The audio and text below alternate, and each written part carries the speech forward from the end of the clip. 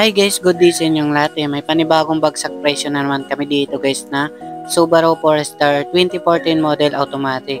Yan, ang ganda pa nito guys oh. Yan, para sa mga subscribers ko dyan nag-aabang ng mga bagsak presyo. Yan, ang ganda nito guys. Okay, so ayan, check nyo na lang dito. So marami pa ditong available guys sa location Cubao, Quezon City and Antipolo warehouse. Ayan, dalawa yung warehouse natin para sa mga bagsak presyo. So dito muna tayo guys sa Subaru Forester 2014 model automatic. Ayan, ang ganda pa nito guys para sa mga Subaru user dyan. Ayan, ang mga matibay rin itong sasakyan. Ayan, naka-sunroof na siya, malinis pa naman yung loob niya, interior. Ayan, hanggang likuran. Okay, so pinalitan kasi namin yung isang gulong dyan kasi na flat. Okay, ayan, so tara, check natin. Pero bago ang lahat guys, don't forget to like and subscribe para palagi kayong updated sa mga bagong video natin. Ayan. Open test drive naman kami, open cash, financing, and trade-in. So, tara, check na natin.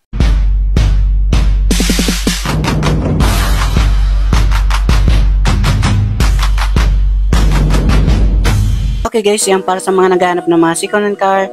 Marami tayo ditong pagpipilian. Meron dito sa Cubao, Quezon City, and Antipolo warehouse. Okay, so subscribe nyo na ako dyan para sa mga baguhan. Para sa mga bagsak presyo. Okay guys, yan para sa mga naghahanap dyan ng Subaru Forester XT. Yan, push start na rin po yan guys. Ayan, bagsak presyo na nasa 520,000 na lang. Ayan, dati sa vlog ko nasa 600 hanggang 580,000. Ayan, ngayon nasa 520,000 na lang. Ayan, napakamura na yan guys. Kunin nyo na to. Ayan, pasyalan nyo na lang dito. Okay? Ayan, so nagtanong ako dito kung anong spec ng sasakyan dito. Ayan, sa EI natin na ano spec ng 2014 Subaru Forester XT automatic dito sa Pilipinas at magkano presyo? Ito yung sagot. Ang 2014 model na Subaru Forester XT automatic ay mga sumusunod na spec. Ayan, presyo dito sa Pilipinas. Specs, engine 2.0 XT turbo gas. Okay, so transmission automatic. Mileage karaniwan nasa 67,000 km. Sakto guys, nasa 62,000 mileage lang po ito. Mas mababa pa yung mileage namin. Tapos sa presyo guys ay nagkakalaga ng 478,000 hanggang 608,000. Yung tinutukoy niya kasi 478,000. Yun, may issue naman yun. Ito good condition naman po kasi ito. Ayan yung tinutukoy niyang 608,000 na bintahan. Okay?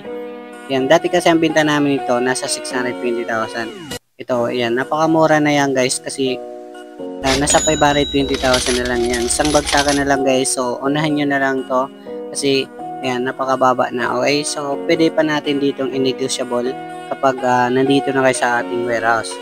Okay, so magdala lang kay mekaniko tapos test drive natin. Tara.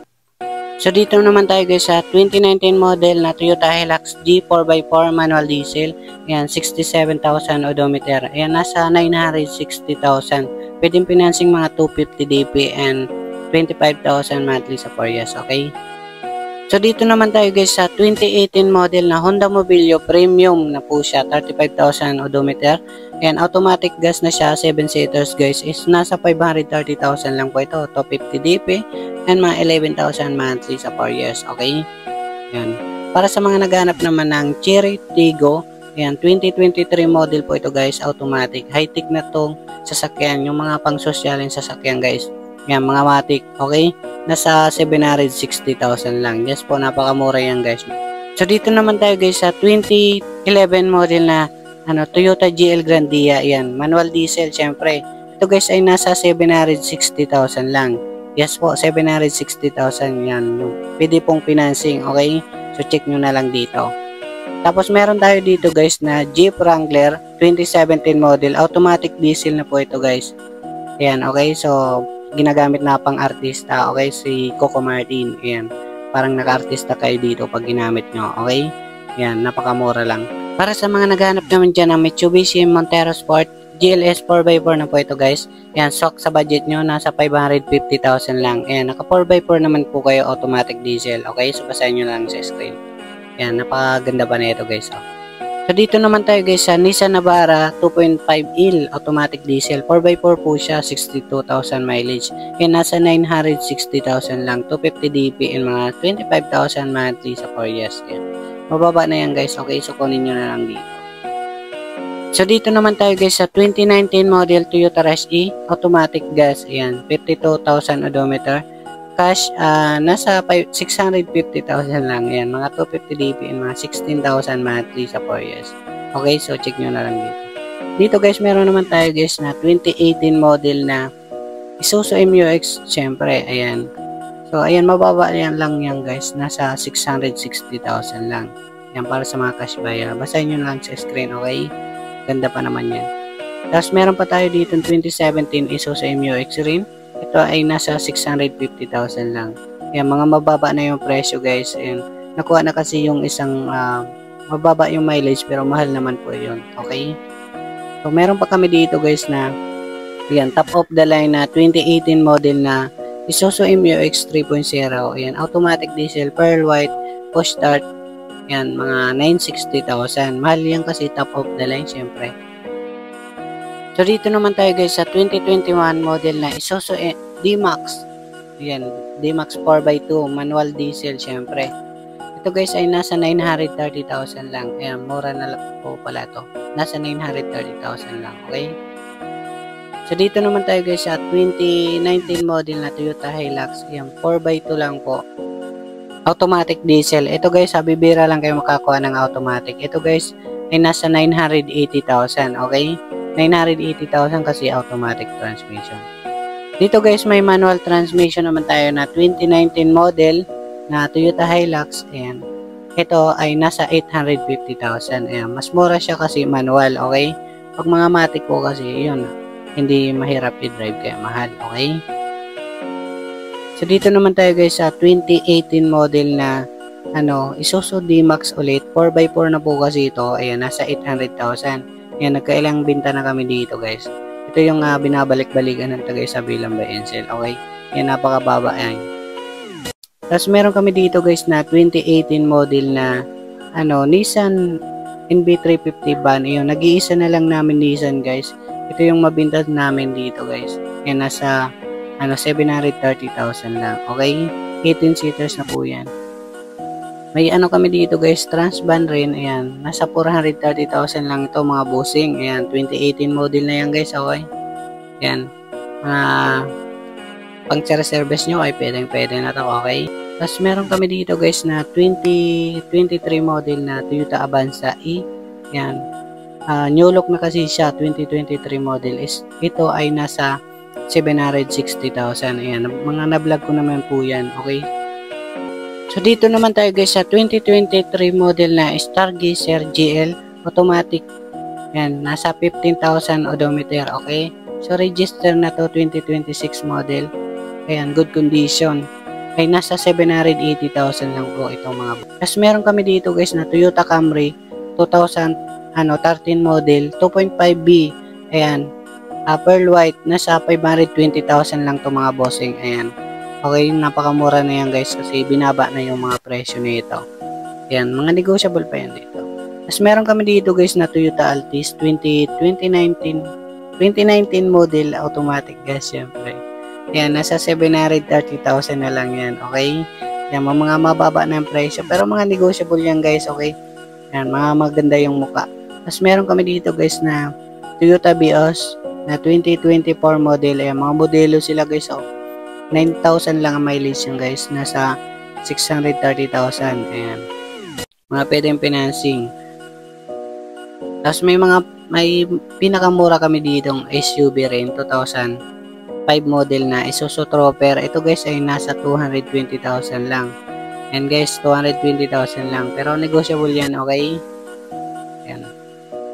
Tapos meron kami dito guys na Toyota Altis, B-Bar yan na siya, automatic gas. Ito sa sa anak pa ng may-ari ng artista.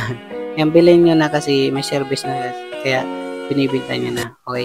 Dito guys, meron tayong Lexus 2018 model and mga hybrid. Okay. So mga pang sosyaleng sasakyan dyan. Okay.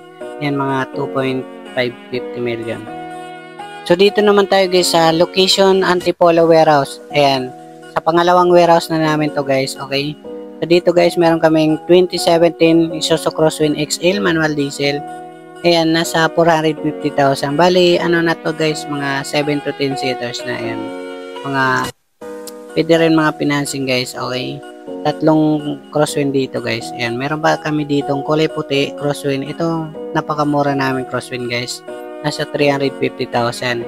Ayan, mileage ko kasi 150 kilo. Pero good running condition pa naman kasi. Ito guys, meron kayong 2012 na automatic gas Celerio. Ayan, nasa 220,000. Okay, so pwedeng financing mga 100 DP and 7,000 monthly sa 3 years. Okay. Ayan. So dito naman tayo guys sa 2016 model na Toyota Hilux. Ayan, manual diesel. Nasa 65,000 odometer. Ayan, 600,000 lang. Yes po. Mga 180 DP and mga 16,000 monthly sa 4 years. Ayan, napakaganda po guys. Oh. Tapos meron tayo ditong Toyota Wigo guys na napakamura lang. 310,000 lang. Ayan, naka 2019 model na kayong Toyota Wigo. Ayan, manual gas lang. Pag mga manual gas lang ay yung mga hindi sirain, okay? Ayan, meron tayo ditong Avanza 2017 model. Ayan, nasa 360,000 lang para sa mga cash buyer guys. Ayan. Okay, so pwede na itong mga financing, hulugan, ayan. Meron naman tayo guys dito na 2017 model na Isuzu Crosswind. Ito mga 7 to 10 seaters naman po ito. Ayan, nasa 410,000 lang. Okay, so 410,000. Yung mga 200 DB and mga 10,000 monthly sa 4 years. Meron ulit tayo dito guys na Isuzu Crosswind XS. Iba naman yung variant guys. Ayan, 71,000 odometer. Nasa 360,000. Ayan, pwedeng financing mga 150 DP and 12,000 monthly sa 4 years. Okay? Tapos meron kami dito guys na 2022 model na L300 guys. Ayan, manual diesel. Siyempre, ayan, mga pang beer business nyo. Basahin nyo na lang sa screen yung mga details niya, okay? Ayan. Tapos meron tayo dito na 2016 model naman na L300. Ayan, nasa 460,000 lang. Ito yung pinakamura namin. Pero mga dual air ko na po yan guys, okay? Ayan. Ang beer business nyo ay okay naman to. Mga goods. So dito naman tayo guys sa 2015 model na Ford Ranger. 4x4 na po ito guys, manual diesel. Ayan, 143K odo. Ayan, nasa 450,000 sa mga cash buyer. Ayan, basahin nyo lang sa screen. So, pwedeng financing siya. Naman po yan. Tapos, meron kami dito 2019 model na Toyota Hilux 4x2. Ito guys, napakamura. 660,000 lang. Okay, so ayan. Ganda pa niyan guys. Tapos, may FG tayo dito guys. Kaso, hindi pa to binibenta yan. Abangan nyo na lang sa mga next vlog natin. Tapos, meron kami ditong Tourer. Ayan. Sineservice pa namin kasi ayan, pag nakahanap kami ng service, ibenta na namin. Dito guys, ayan, para sa may mga katanungan, kontakin nyo yung cellphone number natin. Ayan, ilalagay ko na lang sa screen. Marami ditong pagpipilian. Ayan, mamili kayo dyan. Okay, so pwedeng mga test drive, dala kayo mekaniko, open scanner. Okay, so thank you guys.